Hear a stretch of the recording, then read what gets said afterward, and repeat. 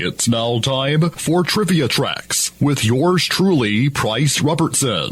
This edition of Trivia Tracks is brought to you by Washita Valley Respiratory Care, where you can breathe a little easier, and Beth Smith at Edward Jones. Edward Jones, making sense of investing, member SIPC. One of wrestling's greatest tag team competitors, Dennis Condrey, is best known as an original member of the Midnight Express. Born February 1st, 1952, in Florence, Alabama, Condrey debuted in 1973 in Tennessee under promoter Nick Goulas, then found work in the Mid-Atlantic area. In 1974, Condrey teamed up with Phil Hickerson and became known as the Bicentennial Kings, managed by Kangaroo Al Costello. In March 1977, he began wrestling for Jerry Jarrett's promotion in Memphis. 4 months later, he would make his first international trip to Canada, wrestling in the Maritimes. In 1978, Condrey went to Alabama's Southeast Championship Wrestling. After the Bicentennial Kings split up in 1979, Condrey formed the Big C's with Don Carson. In 1980, after Carson retired, Condrey teamed up with Randy Rose to form the Midnight Express alongside Norvell Lawson.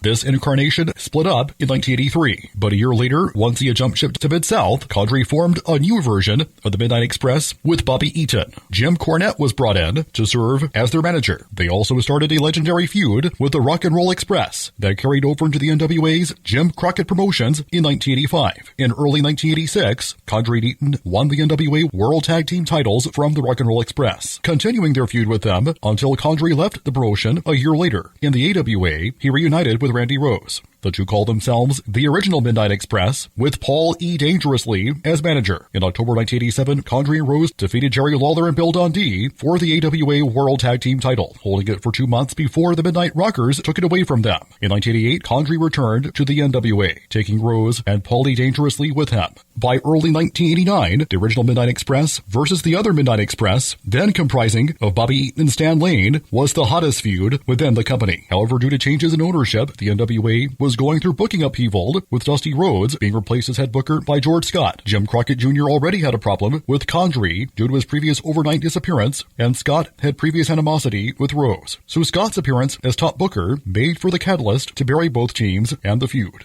The feud was cooled off, and the loser leaves town match was going to be used to kick one of them out of the territory once and for all and continue to bury the other. At the last minute, Dennis Condrey once again decided to leave the NWA, rather than take his pay-per-view payoff and give Crockett and Scott the satisfaction. Jack Victory was brought in as his replacement, and the match went forward. In the spring of 1989, Condrey returned to Alabama, briefly joining the Continental Wrestling Federation, then the ICW via the Boston area. He retired in 1990, but returned 14 years later to team up with old comrades Bobby Eaton and Stan Lane to form another new version of the Midnight Express in the independent circuit. In the spring of 2010, Condrey joined WWE as a developmental trainer, but left the company shortly thereafter. His last wrestling match was in 2011 against Bill Mulkey at the AWE Night of Legends. Till next time, I'm Price Robertson.